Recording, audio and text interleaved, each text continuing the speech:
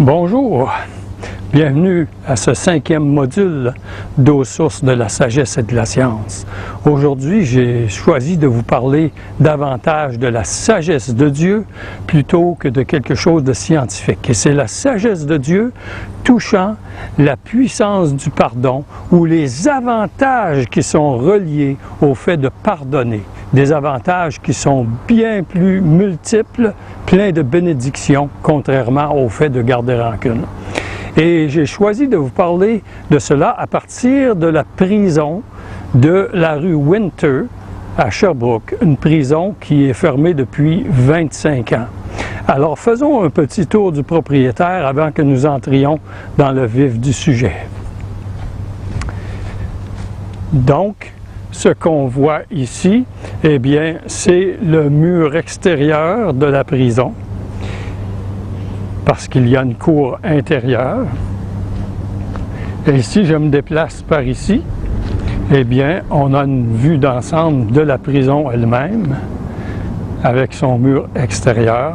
C'est une prison qui pouvait accueillir une cinquantaine de prisonniers, de toutes petites cellules à l'intérieur, et elle a été construite en 1865 et fermée en 1990 parce que devenue un peu insalubre et vraiment trop petite. Et on a construit une nouvelle prison ici à Sherbrooke, sur la rue Talbot, pour accueillir plus de prisonniers. Mais on n'a pas réussi à trouver une nouvelle vocation à cette prison parce qu'on n'a pas trouvé la façon de la rénover qui pourrait lui donner une vocation quelconque. On a bien tenté, je crois, de faire des expositions de toiles ou des choses semblables, mais ça n'a pas donné de grands résultats. Et ici, tout au bout, ce qu'on aperçoit, c'est la maison du geôlier. Et c'est là qu'habitait le geôlier avec sa famille. En 1865, cette prison n'avait presque pas de système de chauffage. Vous pouvez imaginer un peu ce que pouvaient vivre les prisonniers. Donc, c'est cela. Et cette prison, eh bien, à l'époque, cela s'appelait la rue Winter. Et maintenant, c'est effectivement la rue Winter, désolé, mais à l'époque, cela s'appelait la rue Jail Street. Alors, voyons maintenant un peu plus de quoi on veut parler avec cette prison et pourquoi j'ai choisi ce site.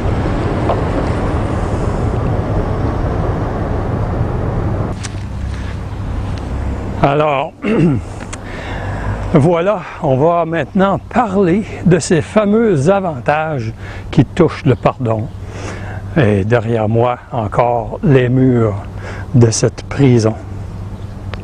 Donc, le mot grec pour pardon ou pardonner veut dire faire disparaître, libérer. Certains chercheurs ont conclu que l'incapacité de pardonner, bien, c'est un meilleur indicateur de problèmes de santé que l'hostilité. Imaginez. Alors, on peut dire que le refus ou l'incapacité de pardonner a un impact direct sur notre santé physique et même notre santé mentale parfois. Pardonner, vous savez, c'est pas nier le mal qui nous a été fait. Non, c'est plutôt d'ouvrir la porte vers ce qui reconstruit, soulage, guérit ou libère encore de ce qui nous a blessés. Donc, le premier bénéficiaire du pardon, ce n'est pas celui qui est pardonné, mais c'est celui qui pardonne qui est le premier bénéficiaire du pardon. On va regarder un dessin Pour mieux comprendre, ça va nous guider à quoi peut ressembler la libération dont il est question ici, ou les avantages qu'il y a à libérer le captif que nous gardons par nos rancunes, par notre manque de pardon. Alors, on va regarder ensemble une ou deux dessins qui vont nous permettre de comprendre de quoi il s'agit.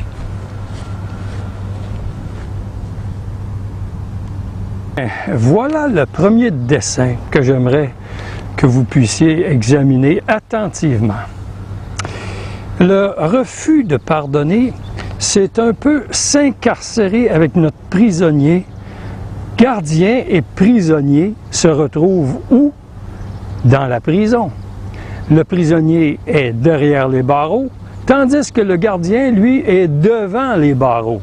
Mais disons que les deux se retrouvent dans l'enceinte de la prison. Donc, prisonniers d'une certaine façon, tous les deux. Donc, le pardon permet de renvoyer libre l'offenseur et l'offensé. Jésus nous invite à amnistier les personnes que nous tenons captives dans les cellules de nos pensées. Ce faisant, on jouira aussi de la liberté. Il n'y aura plus besoin de gardiennage, plus besoin de garder son prisonnier. Le pardon, vous savez, peut effacer bien des traumatismes, des malaises, des mal-être, qui est le contraire du bien-être. Et ça, ce sont des choses qui sont reliées au désir de voir l'offenseur souffrir et payer pour ses torts. On veut qu'il aille en prison quand on refuse de pardonner. On veut se faire justice d'une certaine façon. On le déclare coupable et il doit payer pour ses méfaits. Bien sûr, il faut laisser la justice suivre son cours pour des offenses graves comme des crimes, des vols, des viols, des abus sexuels ou des choses semblables qui créent énormément de tort dans la société et aux personnes qui en ont été victimes. Mais après que ces personnes ont obtenu leur condamnation et qu'ils vont faire leur temps derrière les barreaux, gardés par des prisonniers qui sont payés par l'État, il faut absolument trouver la force intérieure de pardonner à l'assaillant. Pourquoi? Pour notre bien-être. Sinon, le prisonnier, celui qui est coupable, nous entraîne dans sa prison avec lui, si on refuse de pardonner. J'ai ici un autre dessin qui nous parle du libérateur Jésus-Christ.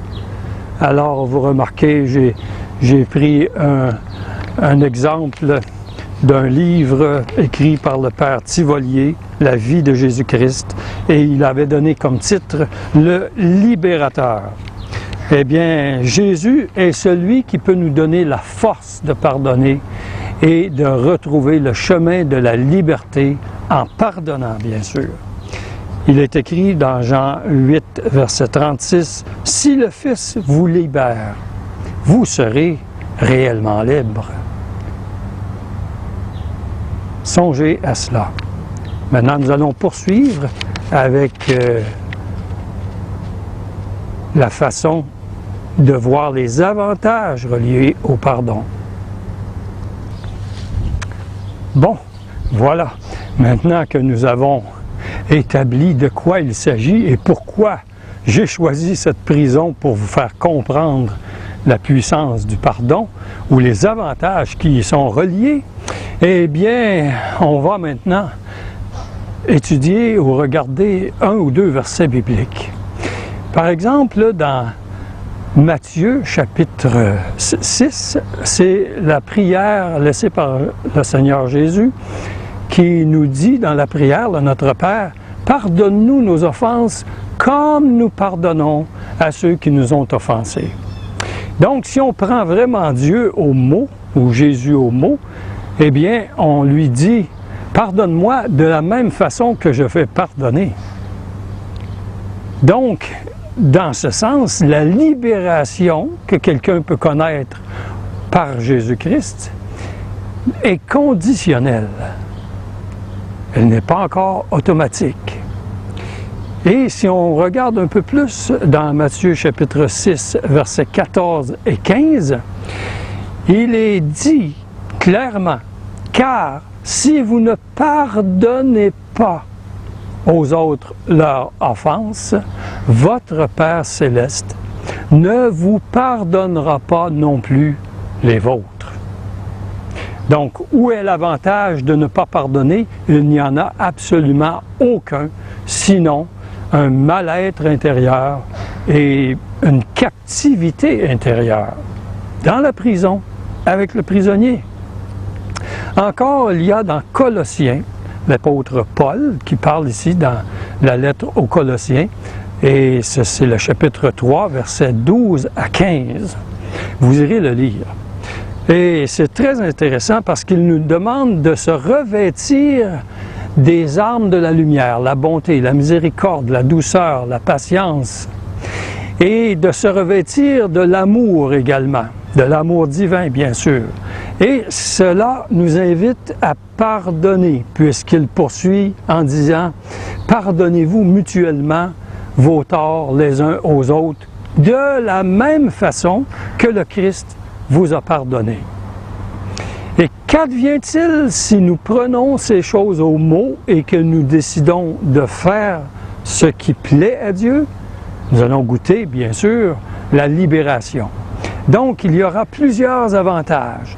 Exemple, retrouver une paix du cœur que vous avez certainement perdue si vous gardez des rancunes intérieures.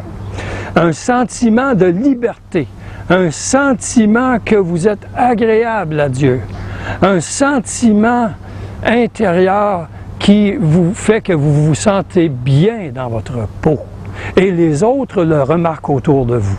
Ils remarquent que vous êtes maintenant une personne libérée parce que vous avez trouvé en Jésus-Christ et par Jésus-Christ la force de pardonner à ceux qui vous ont fait du tort, que ce soit des petites ou des grosses offenses. Il y a également un autre avantage, une meilleure santé. Nous l'avons vu au début, que certains experts pensent que le refus de pardonner, tenir des rancunes, des colères à l'intérieur de nous, a un impact direct sur notre santé physique et mentale. Le stress qui va diminuer dans votre vie. Eh bien, vous allez vous libérer de quoi exactement? De l'anxiété, de la colère, du ressentiment, de l'amertume, de la haine, des émotions négatives qui vont ronger votre intérieur. Mes amis, j'aimerais conclure avec ceci. Cette prison est devenue désuète parce que trop petite. On est d'accord? Pas de nouvelle orientation, car elle est divisée en cellules intérieures qui rendent très difficile sa reconstruction ou sa rénovation, ou lui donner une autre vocation. Mais vous irez voir sur le site de Winter, le site c'est Winter, la prison abandonnée de Sherbrooke. Vous allez voir 30 photos de l'intérieur et vous constaterez vous-même à quoi ressemblait la vie de ces détenus. Mais des cellules trop petites. Mais à l'intérieur de nous, dans nos pensées, dans notre cœur, il y a des divisions. On garde de l'amour pour certains, de la rancune, de la haine pour d'autres. Jésus nous invite à ouvrir notre cœur, à ouvrir ces cellules, à permettre une rénovation intérieure pour que ces cellules soient enlevées et qu'on puisse avoir un regard neuf sur nous-mêmes et sur ceux qui nous entourent. Un regard relié au pardon, mes amis. Combien de prisonniers gardez-vous dans vos pensées, dans les cellules de vos pensées? Et je termine avec ceci. Allez-vous fermer votre prison intérieure dans vos pensées en pardonnant ou allez-vous l'agrandir parce que vous trouvez qu'elle est devenue trop petite? ouvrez votre cœur, permettez la libération des captifs. Vous, le premier captif du manque de pardon. Que Dieu vous bénisse. Merci d'avoir écouté cette vidéo. À la prochaine.